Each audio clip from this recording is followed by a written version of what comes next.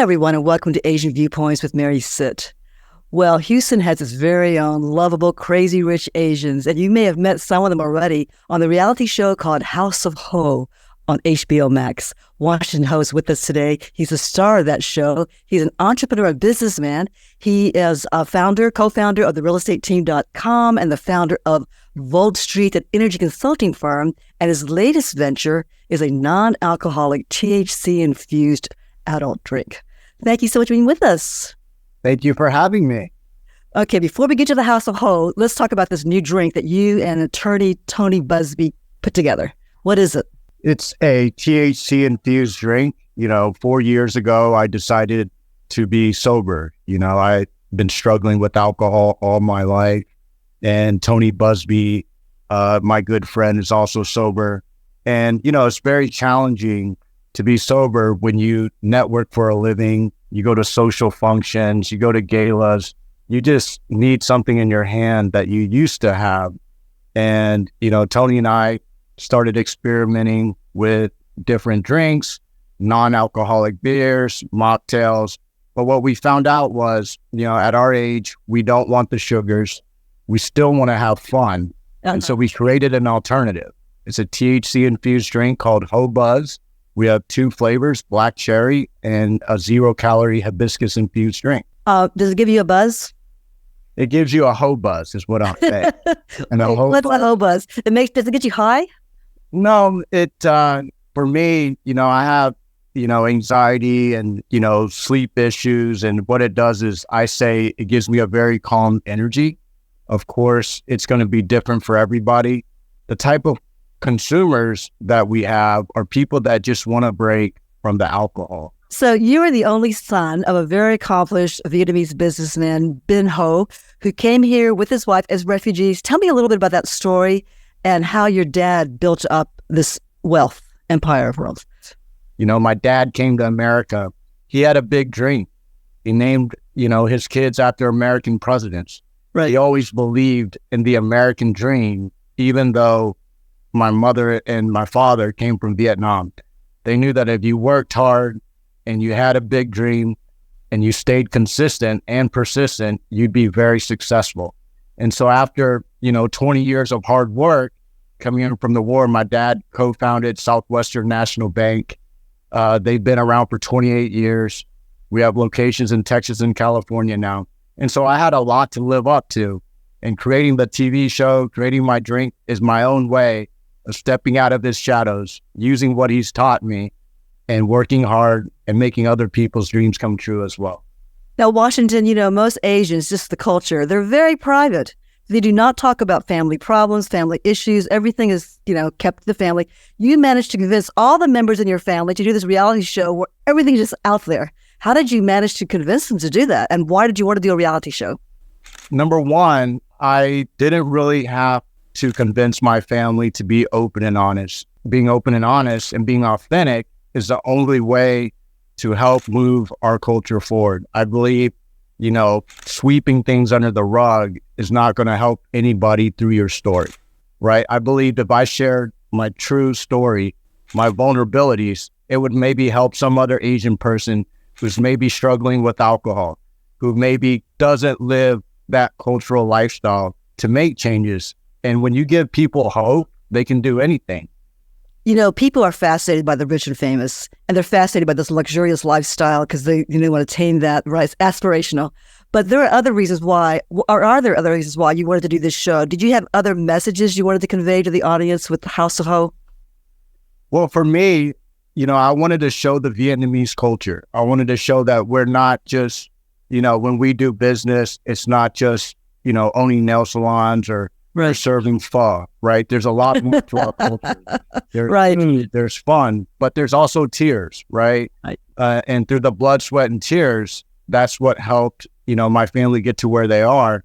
And at the end of the day, my generation, we're born in America, right? We have Vietnamese influence, we have Asian influence, but at the end of the day, we are American and we celebrate that through the show. Is there anything you would not put on that show or not talk about?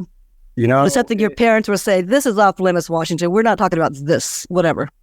Well, as you know, we've had 2 seasons on HBO Max. season one, I tried as hard as I could to be the most perfect person. I couldn't help but, that's a very Asian thing to do, to act like nothing's wrong. Right. But the more I tried to fight that, the more I realized that it was only better to be open, honest, vulnerable, so that I could help others through my own story. At the end of the day, it doesn't matter how much money you have or what whatever you could buy. The only thing is that we're human, we're different cultures, but we're human. We struggle just like anybody else. Our family has ups and downs just like anybody else. On the outside, though, it may look, perfect, and it may look like you really want the life, but, it's a lot of hard work and tears. Some people might say, okay, we're not really alike. Some people have to worry about paying the rent versus paying the doctor's bills. And that's something your family never has to worry about. Whatever it is, write a check, right? And in fact, you talk about some of that on your show about the upholstering chairs or $17,000, 2 chairs, or your dad gave you $25,000 for furniture and you spent it on a birthday party. So people might be, wow, but are there special challenges that the uber wealthy actually have that maybe other people don't have? I would say, keeping up with the Joneses is a difficult thing. You live in River Oaks and you're Vietnamese, and, for Vietnamese people or minorities, it's known that we use material wealth as a shield to get into American society. Mm-hmm. And so that's a very difficult thing. I mean, of course, the TV show embellishes a few things here and there. I don't just buy $17,000 chairs instead of cars. It's a storyline, right? But, we struggle just like anybody else. I think money, it comes, it goes. But at the end of the day, you just want to grab your family and tell them you love them and do the best you can for them. Right. That's hard to do. Washington, will there be a season 3? I hope there's a season 3. I really, I'm under contract, and yes, we do have, some exciting news probably to share. And when we do, we will make sure that you're one of the first people to know. Thank you. Tell me about some of those family values that your parents really want to pass on to each generation, and you try to convey that too in your show. What are those family values? The family values is always remembering, where you came from and not letting life get ahead of you. Every Sunday, our family goes to church and we have brunch and we get together and we talk about what happened during the week. And I will say, I'm very blessed to live close enough to my parents. But what's the point of living close if you don't go home and give your mom a hug every day, right? Or tell your dad, hey, great job. How are you? And so just keeping that connection and not losing sight of the fact that we're all family. At the end of the day, we all want the same thing. Some of us are different, but you still got to hug it out and hug each other and tell each other you love them. Washington likes to play by his own rules. Is that true? Yeah, unfortunately, I do make my own rules, but, I over time, just learning that, my rules are not always the right rules. And so trying to adapt and through sobriety and seeing the truth and getting clarity and having to look at myself in the mirror every day, it's been a bigger challenge. But yes, I'm starting to listen to everybody else's rules, I guess. You have done so many different things in your career, from banking to luxury cars, to real estate. You're still doing a lot of different things. What's your real passion? Is there one area? I would say, my career has always been focused on how do I, live up to what my father did. And it was not until I helped create this show that I finally did something for myself, something I always dreamed about. And, in the Asian culture, your parents, if they have some success, they're trying to shape your life, just like my dad shapes his bonsai trees. He always tells people, the reason I love bonsai is because it's so much easier to control than my son. I can shape it in a different way. My son doesn't listen to me. And so, I didn't listen to him for the TV show, but I'm very proud of it. It's not a moneymaker, but it was a passion project. And I hope it opens up eyes for other Asians that would like to work in Hollywood or get into Hollywood and know that, there's a chance. You just have to put in the work make the right connections, and get a little lucky. Is there anything that makes you happy and content? Are you always looking for that next level? I noticed on your LinkedIn, you said every next level of your life will demand a different version of you. Are you always seeking to do a different version? Or is there a point where you're content and happy with the way you are right now?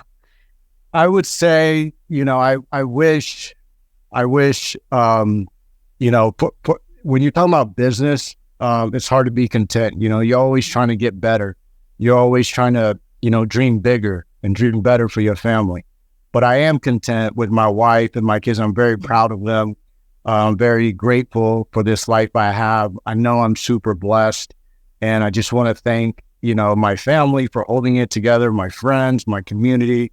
It's been a challenging life, I would say. It's not as easy as it seems sometimes, but I'm doing the best I can. Well, Washington, thank you so much for sharing your story. We will look out for season 3. And I'm going to look for that HoBuzz, that calm energy drink. Yes. Thank you so much. Yes, thank you very much.